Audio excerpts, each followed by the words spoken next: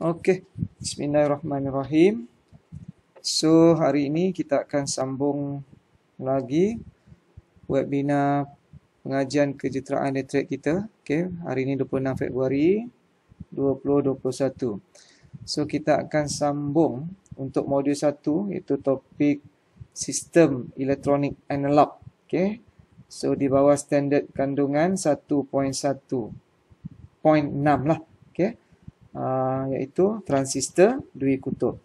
So, pada minggu lepas awak dah didedahkan sikit sebanyak berkaitan dengan litar pincang arus tetap dan litar pembahagi voltan. Dan awak telah didedahkan juga tentang berkaitan dengan litar penguat pemancar sepunya dan ajar berkaitan untuk menyelesaikan masalah-masalah hitungan yang melibatkan kuantiti-kuantiti yang terdapat di dalam litar pincang arus tetap dan litar pincang pembahagi voltan. So, hari ini kita sambung lagi di bawah subtopik 1.1.6 iaitu transistor dui kutub sebagai switch. Okay. Jadi di sini kita lebih nak membincangkan berkaitan dengan aplikasi transistor itu. Okay. Transistor ni sebenarnya boleh di-applied lah ataupun digunakan di dalam untuk beberapa kegunaan lah. Salah satunya of course lah sebagai switch, automatic switch. Yang keduanya ia juga boleh digunakan sebagai amplifier ataupun penguat, dan juga boleh juga digunakan sebagai penguat kuasa. Okey, tapi fokus kita dalam DSKP KSSM yang baru ni hanya membincangkan aplikasi transistor dui kutub sebagai switch saja. Okey, untuk penguat dan penguat kuasa telah ditiadakanlah, sedangkan sebelum ni untuk aplikasi sebagai penguat dan penguat kuasa ada di dalam huraian sukatan pelajaran KBSM. Okey, tak apa. So, macam mana transistor ni boleh digunakan sebagai switch, sebagai switch. Okey. Kalau kita tengok, tengok pada kegunaan dia, setiap kali kita nak membolehkan transistor tu digunakan sebagai mengikut aplikasi yang kita kehendaki, iaitu sama ada sebagai switch, sebagai penguat, sebagai penguat kuasa. Yang pentingnya ialah cara pincangan. Cara pincangan. Saya tukar pada. So cara pincangan inilah yang menentukan sama ada transistor tu boleh berfungsi, beroperasi sebagai switch atau sebagai penguat ataupun sebagai penguat kuasa. Jadi seperti yang saya telah dedahkan kepada awak sebelum ni, berkaitan dengan pincangan ni lah. Pincangan ni. Kalau awak ingat, bagi dalam tajuk diode, kita membincangkan pincangan ni untuk menentukan sama ada diode itu berfungsi sebagai dalam keadaan pincang hadapan ataupun pincang balikan. So, bagaimana kita menentukan? Iaitu dengan untuk bagi diode lah. Saya dah cakap itu, kita menggunakan sekejap, terlampau besar pula. Kita menggunakan akronim. Kita menggunakan akronim, tak silap saya itu, saya dah bagi tahu juga pada awak, KNAP. Ini bagi diode, di mana cathode kita sambungkan ke negatif, anode kita sambungkan ke positif. So, hasilnya diode akan berada dalam pincang hadapan. Okey. Okey, dia akan berkendali secara pincang hadapan. Nah, sebaliknya pula, kalaulah kathod ni kita sambung ke positif, anode sambung ke negatif, dia akan berkendali sebagai pincang balikan ataupun reverse bias. Okey, saya ulang balik. Sekiranya diod tu tadi disambungkan, dipincang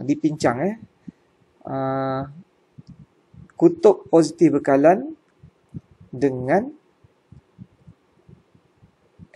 anode, manakala kutub negatif kepada kathod, maka dia akan berada dalam keadaan pincang hadapan.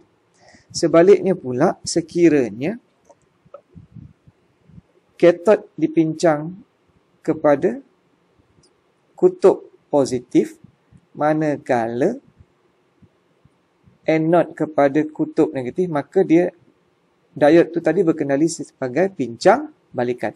Jadi maksud pincang tu ialah setting ataupun cara kita membuat sambungan kepada tamatan-tamatan tertentu supaya dia mempunyai sifat-sifat yang kita hendaki. Jadi sama jugalah untuk transistor ni. Okey. Jadi sekiranya saya nakkan transistor tu berkendali sebagai switch, okey, saya kena pincang begini. Kalau saya nakkan transistor tu berkendali sebagai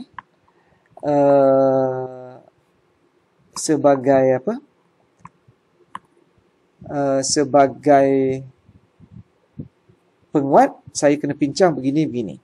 Saya nak dia berkendali sebagai penguat kuasa, saya kena pincang. Yang mana pincang ni, kalau saya boleh bagi analogi, contohnya macam roti. Okey. Sorry. Roti pula. Tepung lah, katakan tepung. So, tepung ni boleh, daripada basic asas tepung tadi, bahan asas tepung, kita boleh jadikan dia roti. Kita boleh juga jadikan dia roti canai. Kita boleh buat dia kek. Jadi tepung ni samalah kalau saya nak analogikan dia sebagai transistor ni. Okey, BJT bipolar junction transistor. So dia boleh jadi switch. Dia boleh berkendali sebagai penguat kuasa. Okey, penguat.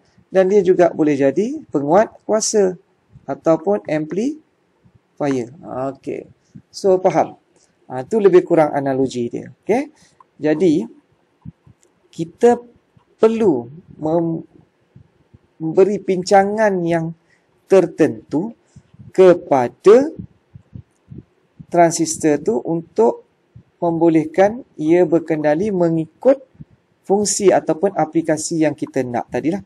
Sama ada sebagai switch, sebagai penguat ataupun sebagai penguat kuasa. Okey, clear lah, saya harap clear lah apa yang saya faham lah. Okey, so seterusnya, sorry. Pincangan-pincangan tu, kalau kita tengok, kita nak jadikan dia sebagai apa? Switch. So, sifat switch ni ada dua lah. Okay? Sifat switch ni ada dua. Sama ada dia dalam keadaan on ataupun off. Okay? Itu sifat pada switch lah. Sama ada dia dalam keadaan on ataupun off. Itu biasa. Cuma, bila kita nak terjemahkan dia ke dalam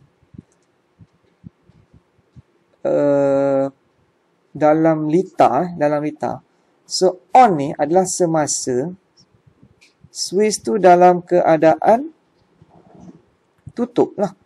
Okay, dalam litar tutup. Okay. Off pula. Okay, off pula semasa dalam keadaan litar buka. Okay. So buka maksudnya dia memutuskan sambungan daripada bekalan ke beban. Okey, litar tutup ni pula maksudnya bila keadaan suis tutup bermaksud macam ni suis tutup ni bermaksud dia membenarkan pengaliran arus ataupun menyambung pengaliran arus daripada bekalan ke beban.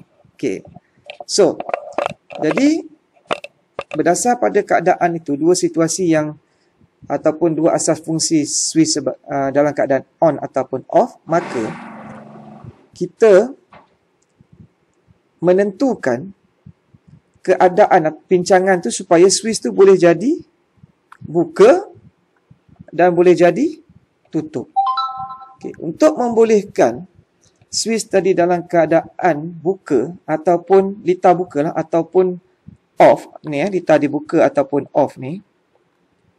So transistor tadi perlu dipincang.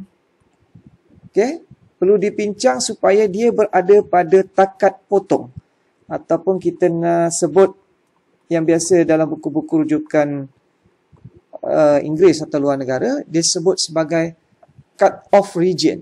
Okay, cut off region ataupun takat potong.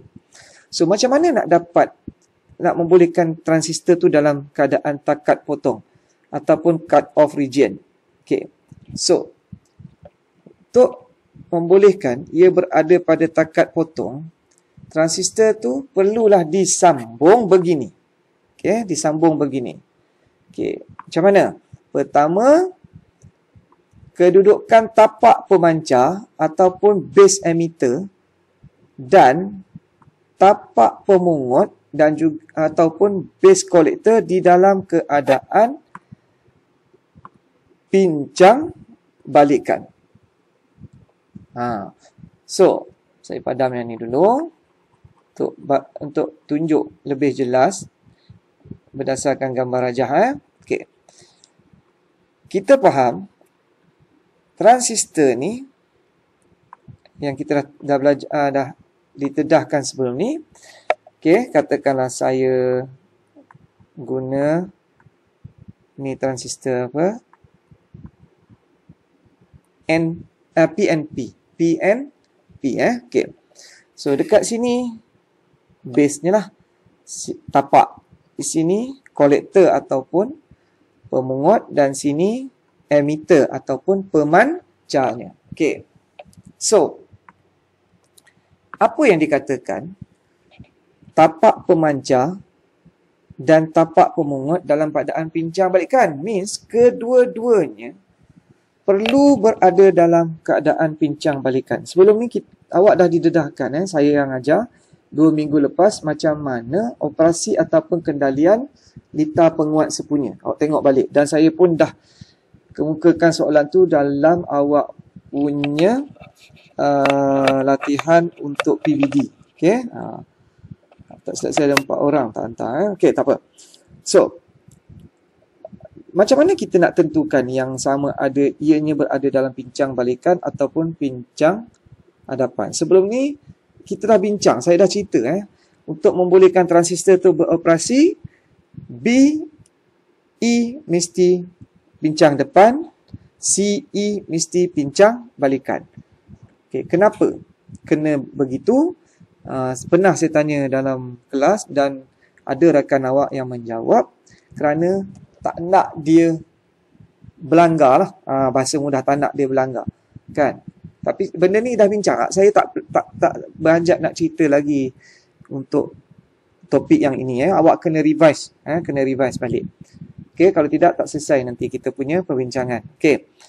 Seperti yang saya cakap tadi, untuk kita melihat dengan lebih jelas bagaimana pincangan ataupun kita memberikan pincangan kepada tapak pemancar dan juga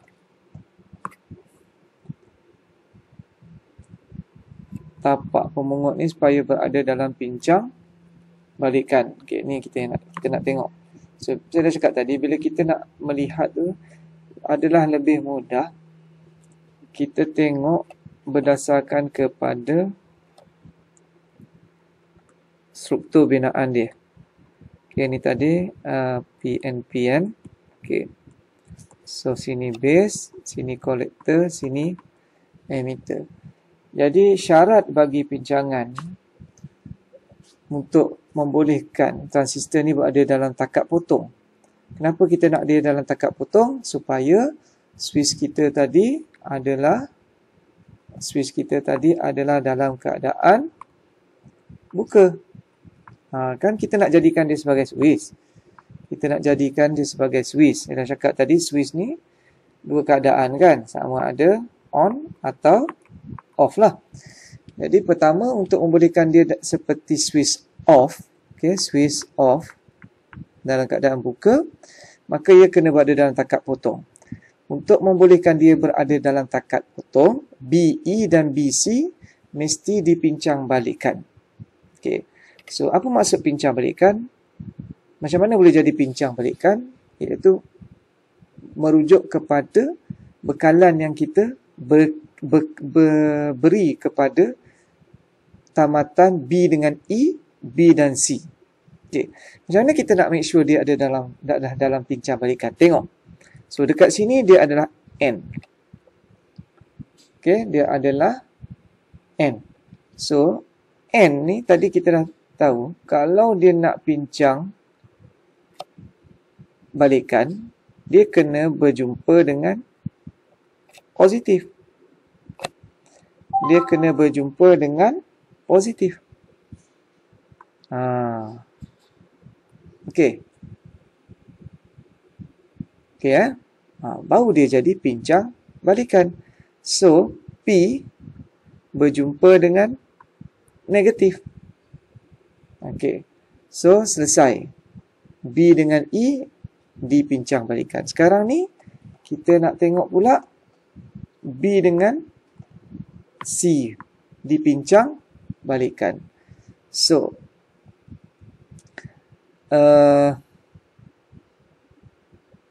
okey. Pemungut tapak pemungut. Okey, tapak pemungut. Okey. So dekat sini P. So dia mesti jumpa apa dia? Mestilah jumpa negatif. So sini akan jumpa positif. So barulah dia jadi pincang. Sorry. Barulah dia jadi betul lah pincang balikan pada kedua-dua keadaan. Okey. Boleh ni? Okey. So, pada ketika ini, arus tapak, okey, arus tapak kat sini lah, IB dan arus pemungut sini, IC, adalah sifar. Kenapa sifar? Sebab dia reverse bias. Okay, sebab dia adalah reverse bias. So dia tidak ada pengaliran lah berada dalam pincang balikan kan. Kita dah bincang dalam tajuk diod, bila tidak boleh menyeberang simpang, maka arus tidak boleh mengalir. Jadi ketika ni nilai VCE semasa takat potong adalah bersamaan dengan nilai VCC. Sini VCC lah. Okay. So, VCE iaitu V antara C dengan E. Okay. C dengan E. Kat mana VCE? Sini ya. VCE. V antara, saya cuba pakai ya. Okay, itu VCE lah. Okay. So, nilainya adalah sama dengan VCC. Jadi kalau kita tengok, of course lah betul. Kenapa nilai dia sama dengan VCC? Sebab masa ni tiada pengaliran arus berlaku sebab litar terbuka kan. Okey. Jadi sebab itulah dalam rumusnya nilai VCE semasa takat potong adalah bersamaan dengan nilai VCC. Okey, itu satu keadaan. Okey. Yang kedua, untuk membolehkan dia berfungsi sebagai switch tutup, okey, maka dia kena berada dalam takat tepu. Macam mana nak bolehkan ia berada takat tepu? BE dan BC perlulah dipincang hadapan. Okey. Tapak pemungut. Oh, ni salah ayat ni. Tapak pemungut patut sini BC sorry. Mestilah dipincang hadapan. Okey. So macam mana pincang hadapan? Sama juga. Kita tengok melalui struktur binaan lah. P and P. So dekat sini C, sini B, sini E. Macam mana kita nak pincang hadapan? So N mesti jumpa negatif. So dia akan jadi pincang hadapan. Sebaliknya juga BC mesti pincang. So dia akan jumpa pincang hadapan. So dia P kena jumpa positif. Baru dia boleh jadi kedua-duanya pincang hadapan. Okey. So ketika ni arus boleh mengalir. Okey, sebab pincang hadapan maka IB boleh mengalir. Okey, dia di sini memberikan arus yang mencukupi ke tapak. Sebab dia pincang hadapan. Okey, di mana positif jumpa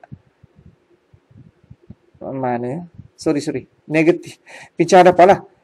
Ni negatif jumpa dengan N, positif jumpa P, maka dia pincang. Maka boleh berlaku pengaliran. Okey. Jadi arus yang mencukupi akan mengalir ke tapak dan arus pemungut berada pada takat tepu. Jadi bila arus tapak mengalir, maka transistor ni akan berkendali. Dalam masa yang sama juga,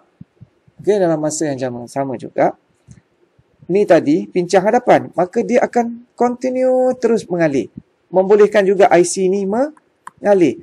Tetapi pengaliran arus ni dia sampai kepada satu tahap yang kita panggil takat tepu. Macam kita lah, dah tepu lah, dah tak boleh masuk dah. Walaupun dia berterusan mengalir, tapi dia tidak akan memberi kesan kepada transistor sebab dia dah sampai pada takat tepu.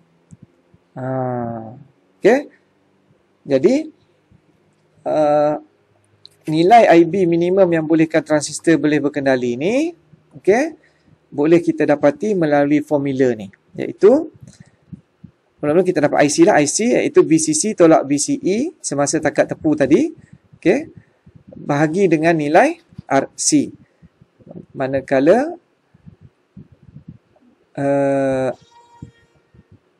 I beta atau minimum kita boleh dapat dengan I beta, IB minimum kita boleh dapat dengan, bukan I beta, IB bukan I beta. Kita boleh dapat dengan cara menghitung IC semasa takat tepu bahagi dengan beta. So dua-dua formula ni penting untuk kita mengambil kira.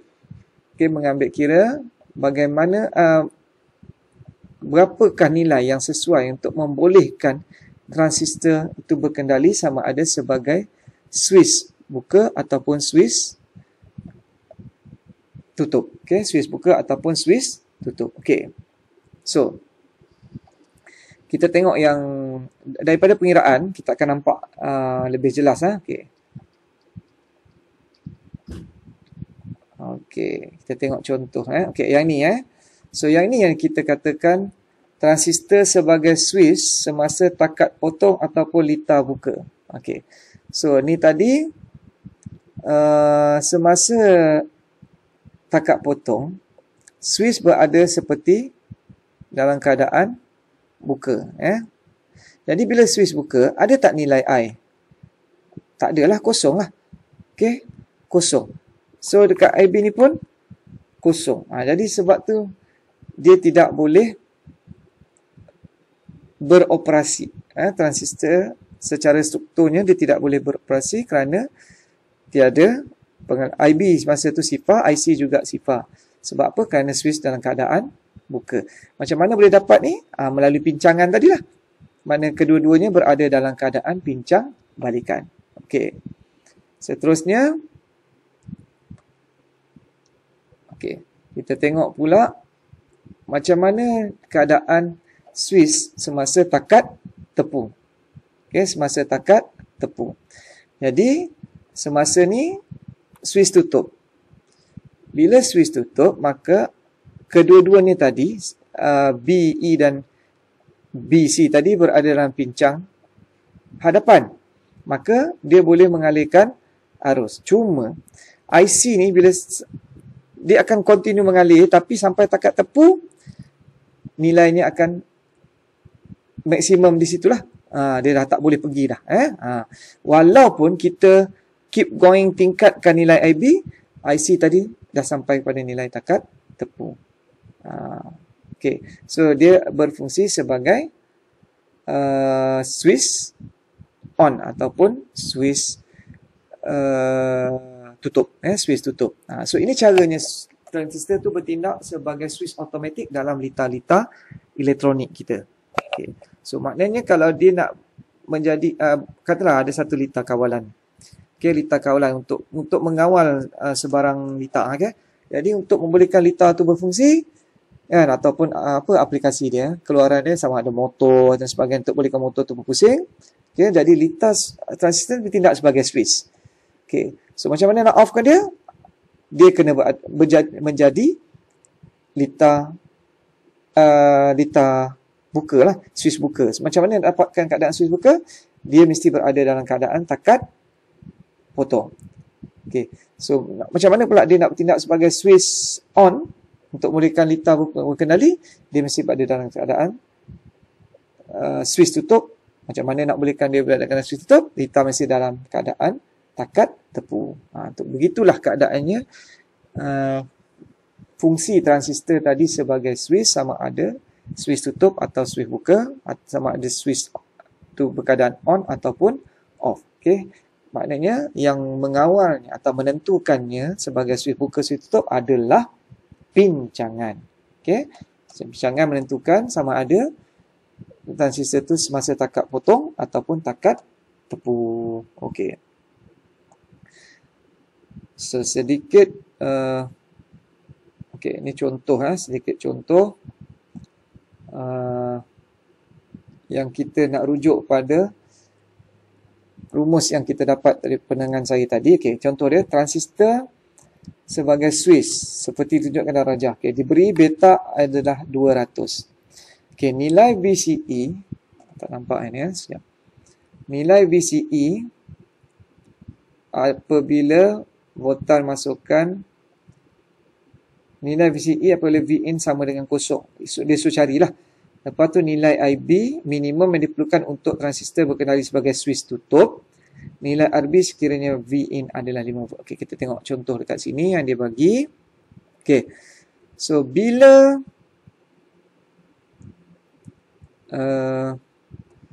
Vin sama dengan kosong, transistor dalam keadaan potong. Kenapa? Kenapa? Kerana tidak ada arus mengalir. Dia seolah-olah seperti Swiss buka lah. Okay, seperti Swiss buka. Kita dah bincang tadi kan. Okay. Maknanya bila Swiss buka bermaksud IB sama dengan kosong dan IC adalah sama dengan kosong. Jadi bila voltan masuk adalah kosong, maknanya transistor tu berada dalam takat potong. Jadi VCE bersamaan dengan nilai VCC. So VCC berapa? 10 volt. Okay. Okay, soalan kedua. B. Ni A dah Nilai IB yang minimum juga. Tadi kita dah lihat. Untuk mencari IB, formula dia adalah IC semasa takat tepu bahagi beta. Okay, ni rumus dia lah. Okay. IB yang minimum untuk membolehkan transistor berkendali, rumus dia adalah IC semasa takat tepu bahagi dengan beta. Jadi kita kena cari dulu IC. Okay. Berapa nilai IC? So macam mana nak cari IC? Rumus dia adalah VCC bahagi dengan RC. Okay. Berapa VCC? 10 volt. Berapa RC? 1 kilo. Jadi kita kena kira guna kalkulator. 10 bagi 1 kali 10 kuasa 3. Maka kita akan dapat 10 miliampere. Jadi barulah kita masukkan nilai ni ke dalam sini. Okey, jadi 10 mA bahagi dengan beta mana tahu 200, dia dah bagi. Okey. Okey, kita akan dapat 50 microampere.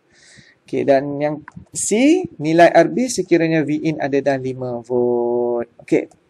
So, sekiranya transistor ni aktif, okey, aktif, maka kita tengok dia adalah transistor apa? Dalam kes ni dia adalah silikon, tapi dia tak bagi tahu. So, kita anggap dia sebagai silikon, maka VBE yang dekat sini secara automatik kita tahu dia dah 0.7 volt. Ini kita belajar dalam tajuk diode. Jadi V yang susut pada RB adalah dekat mana RB? Kat sini VRB adalah Vin tolak VBE. Okey. So Vin maknanya VRB dekat mana? Kalau saya nak lukis balik dia macam ni lah. Supaya mudah nampak kejap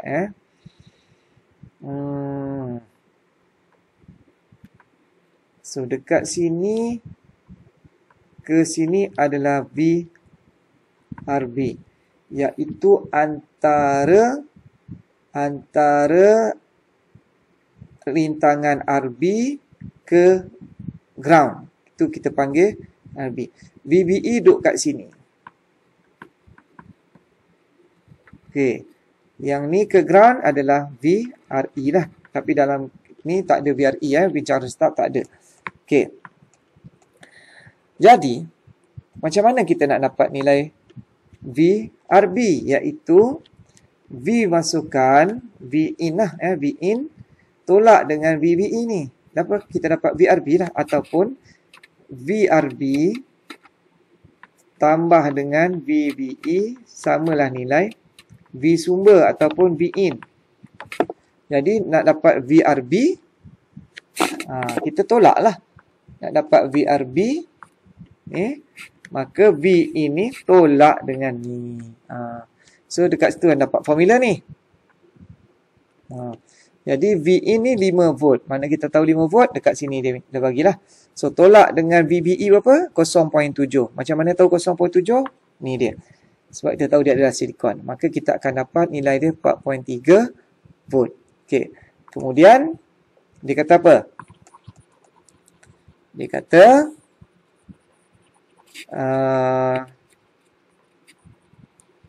apa kat sini?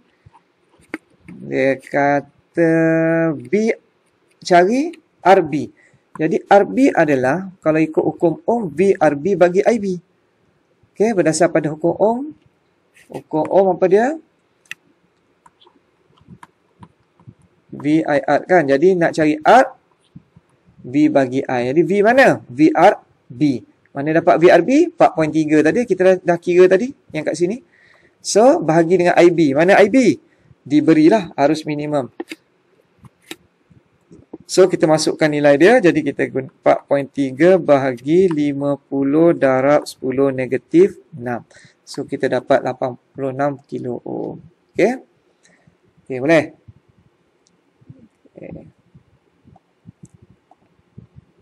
Okey, kita teruskan. Okey, ini pula contoh yang seterusnya sama juga. Okey, satu LED disambung seperti lita dalam rajah memerlukan arus 30 mA untuk menyala dengan sempurna.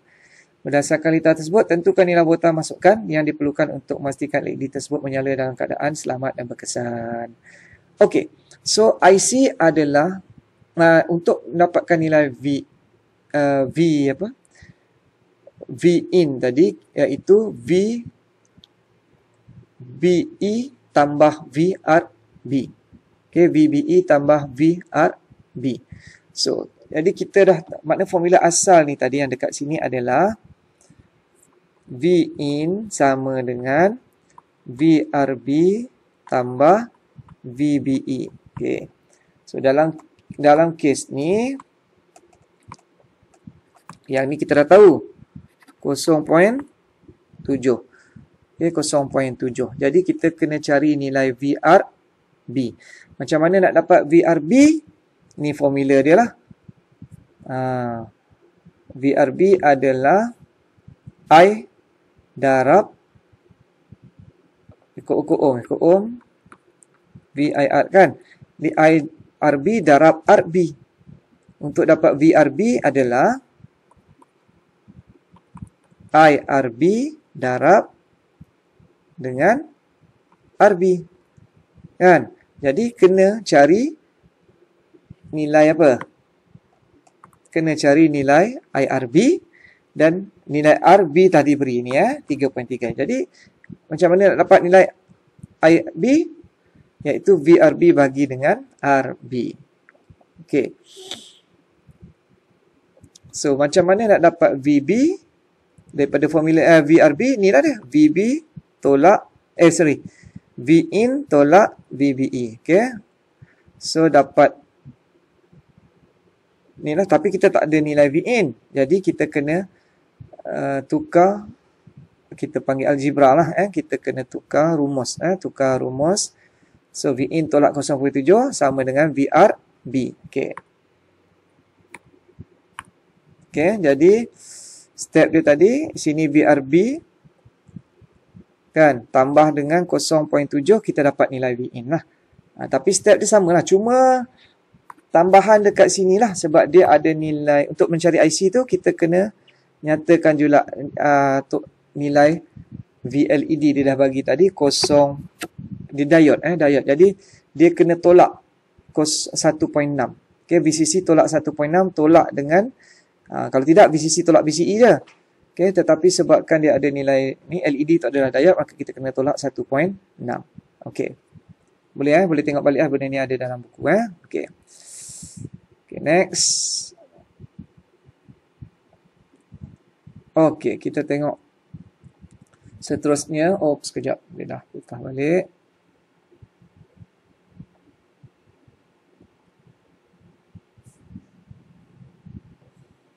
Okey, kita nak tengok yang seterusnya ialah transistor kesan medan. Ini adalah topik baru di bawah sub 1.1.7. Okey. Sebenarnya 1.2. Ini adalah standard kandungan. Okey, maknanya kita dah habis tajuk transistor dui kutub. Okey, yang tadi makna tajuk transistor dui kutub tu sampailah kat sini. Okey. Sampailah pada pengiraan hitungan fungsi transistor sebagai switch tadilah. Okey. So kita dah habis aplikasi. So sepatutnya kita perlu melaksanakan projek mini lah. Okey, insya-Allah bila awak semua balik semula ke sekolah, kita akan buat projek mini lah, amali berkaitan dengan transistor sebagai switch Okey. So habis dah tajuk untuk transistor sebagai switch. Okey. Okey, untuk tajuk transistor kesan medan ataupun field effect transistor ni kita akan sambung untuk PDP yang kedua lah. Okey, untuk PDPR yang kedua. So kita tutup setakat ni dulu insya-Allah. Untuk topik ni kita akan sambung pada PDP sesi yang kedua. Okey, assalamualaikum.